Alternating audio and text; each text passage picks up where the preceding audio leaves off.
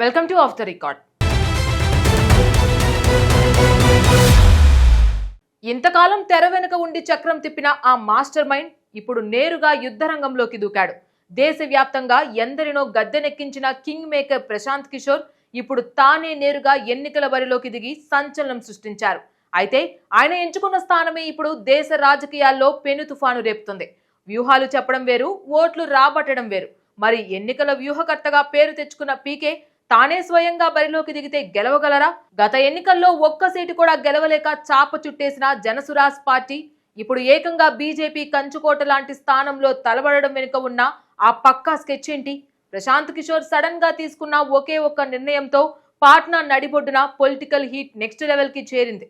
Bankipur assembly స్థానానికి జరగబోయే ఉప ఎన్నిక ఇప్పుడు సీఎం సామ్రాట్ చౌదరి ప్రభుత్వానికి ఒక అగ్ని పరీక్షగా మారబోతుందా? Let's watch.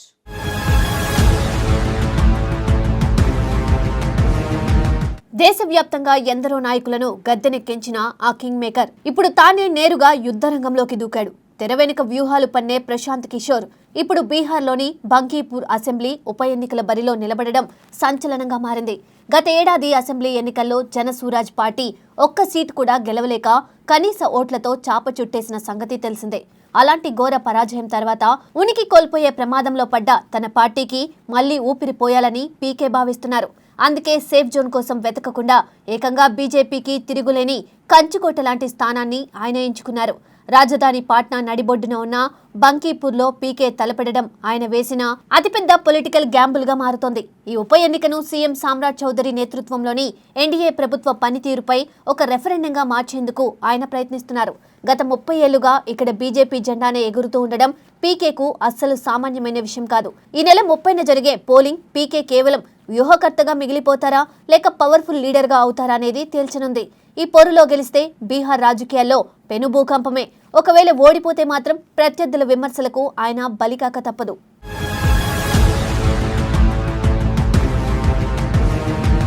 రాజకీయ వ్యూహకర్త ప్రశాంత్ కిషోర్ తన పొలిటికల్ కెరియర్లోనే అత్యంత కీలకమైన నిర్ణయాన్ని తీసుకున్నారు.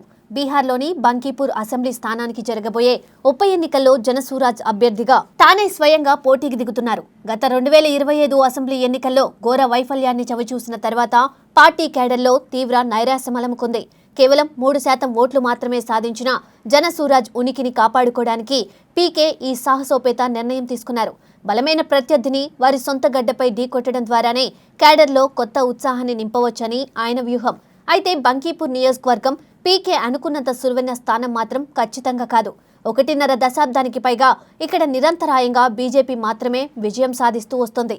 విద్యావంతులు, ధనికులు ఎక్కువగా ఉన్న ఈ పట్టణ ప్రాంతంలో బీజేపీ కేడర్ మరియు ఆర్ఎస్ఎస్ నెట్వర్క్ చాలా బలంగా ఉన్నాయి. ఇక్కడ పీకే గెలవాలంటే ఆర్జేడీ, కాంగ్రెస్ల సాంప్రదాయ ఓట్లను చీల్చడంతో పాటు బీజేపీ ఓటు బ్యాంకును దెబ్బతీయాలి. ఈ ఎన్నికల ఫలితం పీకే రాజకీయ భవిష్యత్తును నిర్ణయించడంతో పాటు ఆయన వ్యూహాల బలాన్ని కూడా పరీక్షించబోతుంది.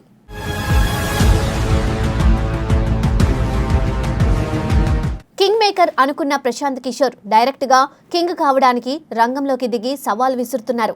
గత ఎన్నికల్లో ఘోరంగా తుడిచిపెట్టుకుపోయిన జనసురాజ్ పార్టీ ఉనికిని చాటడానికి పీకే ఈసారి ఏకంగా సింహస్వప్నంగా మారారు. సురక్షితమైన స్థానాల కోసం వెతకకుండా బీజేపీ గుండెకాయ లాంటి బంకీపూర్ స్థానాన్ని ఎంచుకొని పెద్ద రిస్క్ చేశారు. ముఖ్యమంత్రి సామ్రాట్ చౌదరి నేతృత్వంలోని ఎన్డీఏ ప్రభుత్వానికి ఈ ఉప ఎన్నిక ఒక అగ్ని పరీక్ష అని పీకే నెరేటివ్ సెట్ చేస్తున్నారు. 1.5 దశాబ్దాలుగా ఇక్కడ బీజేపీ జెండా తప్ప మరో జెండా ఎగరలేదన్న నిజాన్ని పీకే ఎలా ఢీకొడతారో చూడాలి. నితిన్ నబీన్ లాంటి సీనియర్ నేత 50,000 భారీ మెజారిటీతో గెలిచిన ఈ స్థానంలో పీకే పాగా వేయడం సాధ్యమేనా? విద్యావంతులైన ఓటర్లను ఆకట్టుకోవడానికి తానొక్కడిని అసెంబ్లీకి వెళ్లిన మిగతా 242 మంది కంటే బలంగా గలం వినిపిస్తానని పీకే చెబుతున్నారు. వ్యూహాలు చెప్పడం వేరు, ఓట్లు రాబట్టడం వేరు అంటూ ప్రత్యర్థులు విసురుతున్న సవాళ్లకు సమాధానం చెప్పాల్సిన సమయం వచ్చింది. ఈ నెల 30న జరగబోయే పోలింగ్ బీహార్ రాజకీయాల్లో ఎలాంటి సంచలనాలకు దారితీస్తుందో చూడాలి. ఒకవేళ ఈ కంచుకోటలో పీకే గెలిస్తే అది బీహార్ రాజకీయ చరిత్రలోనే ఒక సరికొత్త రికార్డుగా నిలిచిపోతుంది.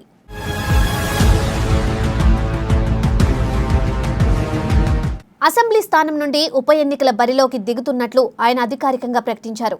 బీజేపీ కంచుకోట అయిన బీహార్లోని బంకీపూర్ అసెంబ్లీ స్థానానికి జూలై 30న ఉప ఎన్నిక జరగనుండగా అక్కడి నుండి ప్రశాంత్ కిషోర్ పోటీ చేస్తున్నట్లు ప్రకటించారు. పార్టీ కోర్ కమిటీ సమావేశం అనంతరం జనసురాజ్ రాష్ట్ర అధ్యక్షుడు మనోజ్ భారతి ఈ నిర్ణయాన్ని అధికారికంగా ప్రకటించారు.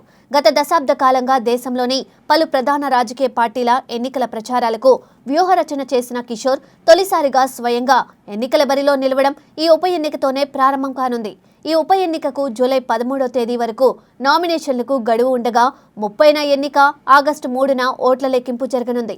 గత 2025 ఎన్నికల్లో జనసురాజ్ పార్టీ ఘోర పరాజయం పాలై కనీసం ఒక్క సీటు కూడా గెలవలేకపోయింది. ఆ ఓటమి తర్వాత పార్టీ ఉనికి ప్రశ్నార్థకరంగా మారడంతో పీకే స్వయంగా రంగంలోకి దిగాల్సిన పరిస్థితి వచ్చింది. బలమైన శత్రువును వారి సొంత గడ్డపైనే దెబ్బ కొట్టాలనే పక్కా వ్యూహాత్మక లెక్కలతోనే ఆయన బంకీపూర్ను ఎంచుకున్నారు. ఈ ఎన్నికను ప్రస్తుత ఎన్డీఏ ప్రభుత్వ పనితీరుపై ఒక రెఫరెండంగా మార్చేందుకు పీకే ప్రయత్నిస్తున్నారు. అయితే బంకీపూర్ నియోజకవర్గానికి ఉన్న ప్రత్యేక రాజకీయ చరిత్ర పీకేకు పెద్ద సవాల్గా మారబోతుంది.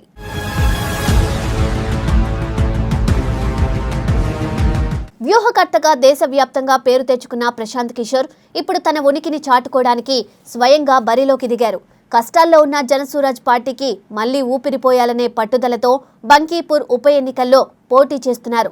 సురక్షితమైన స్థానాల కోసం వెతకడం కంటే బలమైన ప్రత్యర్థిని వారి సొంత గడ్డపై ఢీకొట్టడమే సరైన మార్గమని ఆయన నమ్మారు. బంకీపూర్ ప్రజలు విద్యావంతులని, వారు ఉత్తమమైన అభ్యర్థికే ఓటేస్తారనే నమ్మకంతో పీకే జనాల్లోకి వెళ్తున్నారు.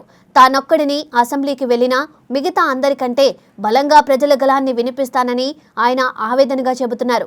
కానీ 1.5 దశాబ్దాలుగా బీజేపీకి కంచుకోటగా ఉన్న ఈ స్థానంలో గెలవడం పీకేకు అంత సులువైన విషయం కాదు. ఆర్జేడీ, కాంగ్రెస్ల సాంప్రదాయ ఓట్లను చీల్చడంతో పాటు బీజేపీ ఓటు బ్యాంకులోకి చొరబడితేనే ఆయనకు ఛాన్స్ ఉంటుంది. ఈ పోరాటంలో పీకే గెలిస్తే అది బీహార్ రాజకీయాల్లో ఒక పెను భూకంపం, సరికొత్త విప్లవం అవుతుంది.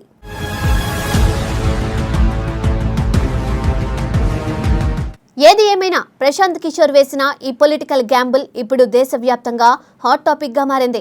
అజేయమైన బీజేపీ కంచుకోటను బద్దలు కొట్టి పీకే కొత్త చరిత్ర సృష్టిస్తారా, లేక వ్యూహాలు చెప్పడం వేరు, ఓట్లు రాబట్టడం వేరు అంటూ ప్రత్యర్థుల చేతికి చిక్కుతారా అనేది ఈ నెల 30న తేలిపోనుంది.